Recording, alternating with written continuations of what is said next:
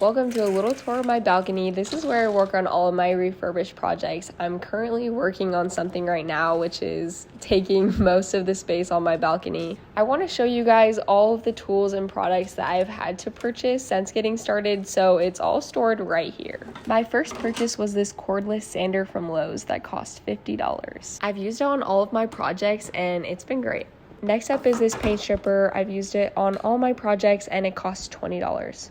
This wipe-on polyurethane is a perfect top coat. I bought this dark walnut toner to help me even out a stain job I did on one of my projects. And this is the gel stain that matches. I always recommended gel stain because it's more forgiving when you're getting started. I use clear spray-on lacquer as a top coat for my first project, but it's also great to seal in toner. Using a wood conditioner helps the stain spread on more evenly. This is the type I use. This is the all-purpose cleaner that I use to wipe down my pieces of furniture when getting started. These shop towels are great for wiping off the gel when staining. This right here is a sponge paintbrush wrapped in a face mask to keep it from drying out. I use the paintbrush to wipe on stains. Safety first, so I have my protective goggles I use when I'm sanding or stripping my piece of furniture. This is my beautiful homemade sign I used to put on my piece of furniture when working on it in the parking lot. I also have a bunch of microfiber towels I bought to wipe off my piece when sanding or cleaning it off. This little scrub brush is perfect for after using paint stripper just to wipe off all the residue. This wire brush helps you get into all the crevices when stripping your piece of furniture. This is the tool I use to scrape off the top layer when using paint stripper. And I can't forget my amazing butter knife that helps me open the bottles of product I have. I use a cheap brush to wipe on paint stripper and then I cover it with a plastic bag so I can use it again. I use this reusable respirator on every single one of my projects to prevent me from breathing in any harmful chemicals. This sanding block is extremely helpful for sanding down any hard to reach places on your project. Another game changer for sanding in hard to reach places is this detailed sanding pad that connects to your sander. And now that we're talking about sanding, here's the sandpaper I use that attaches nicely to the sander I bought. Now let's move over to the box that I keep for having extra products on hand. This 40 pack of nitrile gloves is a game changer. I use at least 3 pairs per project. It's also nice to have a larger pair of gloves on hand just in case those are needed. Salve and a brush are definitely useful to have on hand when you're working on a project with drawers. It just freshens everything up. If you are using a cordless sander, the battery pack and charger are essentials even though they get a little pricey. Finally, I have these wood filler sticks I have no idea how to use, so stay tuned for me trying to learn how.